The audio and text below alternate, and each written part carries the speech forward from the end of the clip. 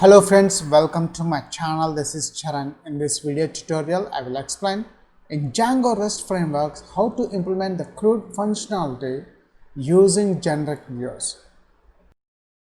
And here we got the final output. Notice the student details and the post method.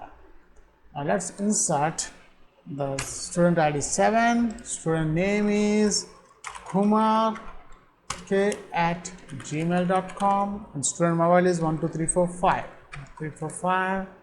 Click post. So here where I accept, the student ID 7 has been inserted successfully. Let's switch over to our table. Right now we have 5 records. The 4th record we have deleted in our previous example. Let's browse. So here we got the 7th record has been inserted successfully. Let's modify the 4th record, student ID 4 / student 4. Student 4 is not there, sorry, student 5. So student 5, enter. So here we got the student 5 record, which is a Vikram. I want to modify the student email ID vk@hotmail.com. Right now it's yahoo.com. When I click put button, see, it's hotmail.com. Let's check in our database also. I'm reloading the browser. So here the Vikram email ID is vk@hotmail.com. Let's delete the student ID 7. Enter. The student ID 7 is Kumar. I'm deleting. Are you sure you want to delete? Yes, click delete. Where I accept, the record has been deleted successfully. Let's check in our database. Right now in the student table, the 7th student ID 7 is present. When I click browse, see, the student ID 7, the Kumar record has been deleted successfully from this database. If you are a first time visitor to my channel, please subscribe to get the latest updates. Before creating a new Django REST framework application, first we'll check the table in MySQL PHP MyAdmin database. The table name is a student, which contains 4 columns: student ID, student name, student email and mobile number of the student. And this table contains around 5 records. Now my aim is implementing the CRUD operation using Django REST framework with generic views. Before creating a new Django REST framework application, first we require one new folder. So I'm creating a new folder in this E drive. Right click the mouse, go to view and select folder. And the folder name is REST generic views generics CRUD operations. Enter. Let's browse this folder. Right now this folder is empty. Now let's create a new Django web application in this folder. I'm using Visual Studio Code to create a new Django REST framework web application. But before creating the application, first we require to import to add that folder which we have created in the E drive. For that, open file and select open folder. And the folder I have created in the E drive, this is our folder name. So I have selected the folder, click button control, select folder. And here the folder is successfully added to our Visual Studio Explorer panel. At the right side we got the welcome page. Let's close this welcome page. Now let's create a new Django web application, the REST framework application in this folder. For that, go to view and select terminal. And here we got our terminal, which is nothing but a command prompt or PowerShell. And also notice the path is the E drive. This is our folder name. I have created the folder in this E drive. So let's create a new application in this folder. Django-admin start project, and the project name is CRUD generics. Enter.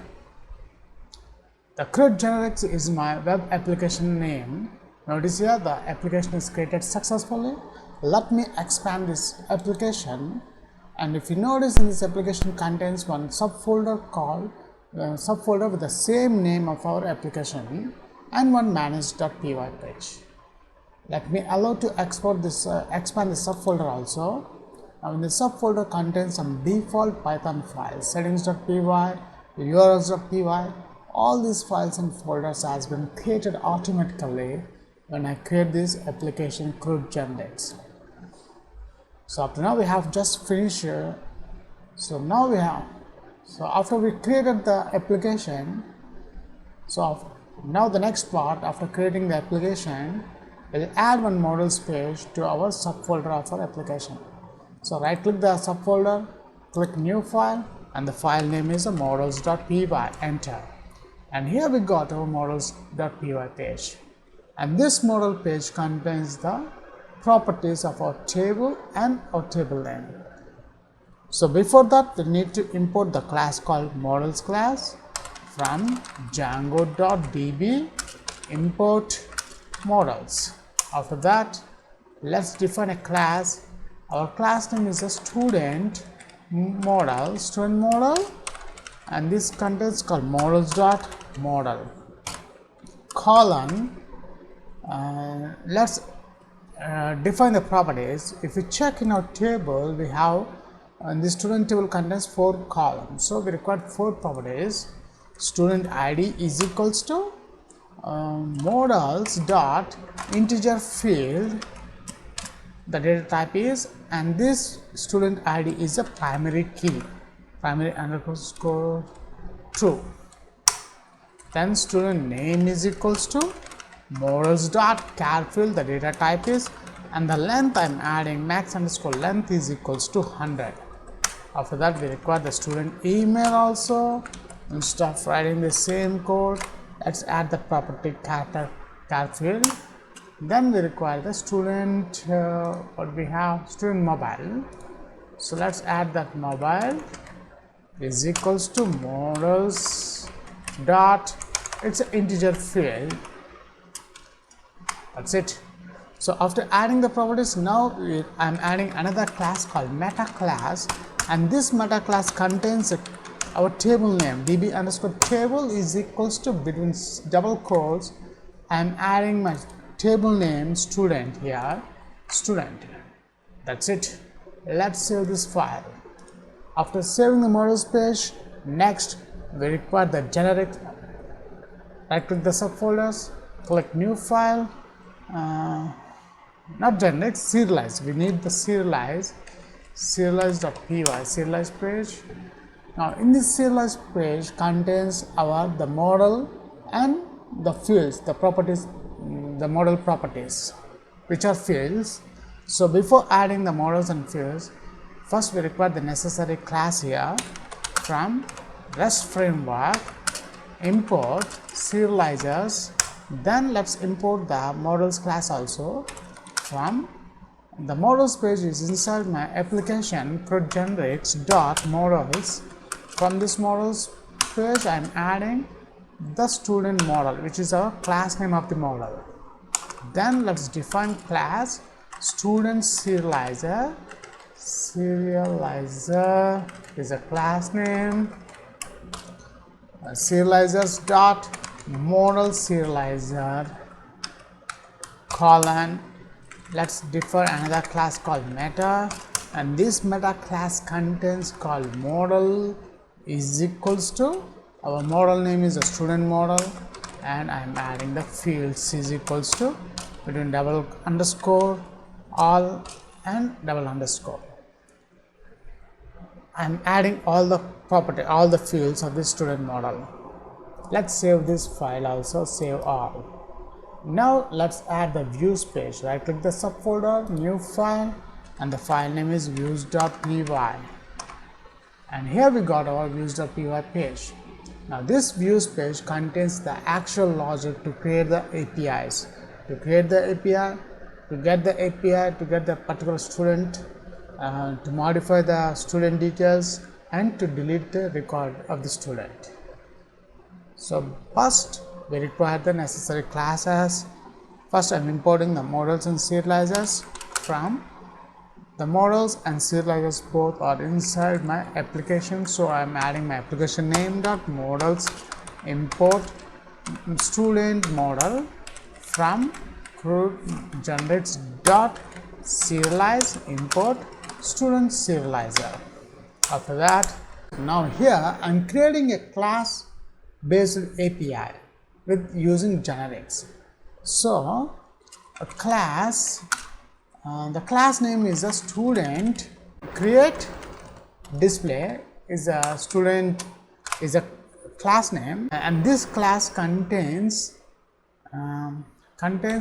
generics. So we need to import from REST framework, import generics, and from this generics here I am adding generics dot, the class I am adding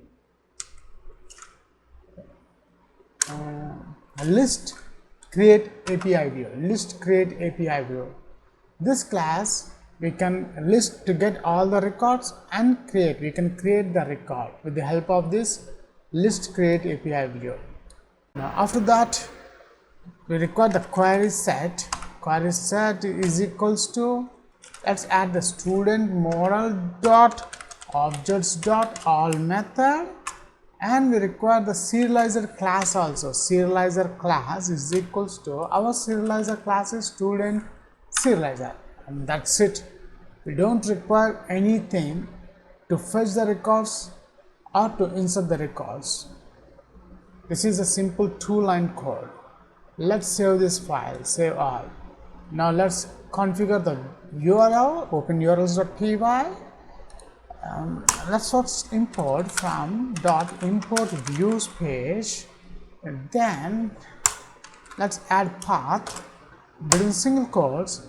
I'm not adding anything between the single quotes. Now this path become a default page to our web application. So I can comma views dot, let's add our class name. This is our API name here, dot as underscore view method. That's it. Let's save this file. Now we need to configure the settings page, open settings.page. This is most important in the settings. Under install underscore app section, first we require to import the REST framework, REST underscore framework, because it's a REST framework application, comma, and our application name is CRUD generates. Let's add that one. This application name I'm adding here. Insert the install underscore apps, then come to the bottom. Notice in the databases section, the default database is a SQL library. So let's delete the default database. Our database is MySQL, and also delete the name, this default database name. Instead of default database name, I am adding my database name. Our database name is the line database, a table I have created in this database line. So let's add the line database. After that we need to add the credentials also. The username is a root, and the password, here the password, I'm leaving empty here. I don't have any password to log into my PHP my admin database. If you have any password, please enter between these single quotes. After that we require the host also. The host is a local host, comma, and we require the port also, the port number of our database. To find out the port number of my SQL is here in the database. Notice 3308. This is the port number 3308. After that, let's add the options. This options colon init between single quotes, init underscore command colon double quotes. I'm setting SQL underscore mode is equals to, again between single quotes, I'm adding strict underscore trans underscore tables. Let's add the comma here. That's it. We have configured the database also in this settings.py. Let's save this file, save all. That's it. We have done the complete. That's it. Now before adding the update the records and delete functionality, let's check this API, the student created display API, is working properly or not. Now let's add our application to this path cd. After adding application to the path, now let's run the server. Python manage.py, run server, enter. See, after I run the server, we don't have any issues in our application, and below is our web server link. Control plus mouse click to browse the application. See, here we got the output, displaying all the records from the database. See here, and here we got it's in a JSON format, and below that notice we got the post method also, because this generate list create API view, it displaying the list and create also. So let's create a new record. Up to now we have 5 records in this table. Let's add the 6th record called Jack ja@hotmail.com, and his mobile number is 78 something like that. Click post. See here, where we accept. Record has been successfully inserted. Let's check in our database. Right now this table contains only 5 records. Let's browse. See here we got the 6th record, Jack, is inserted successfully. Now let's switch over to the coding part. Let's define another class to create the APIs to update the record of a particular student and to delete the record of the student. So let's define another class called student, update and delete.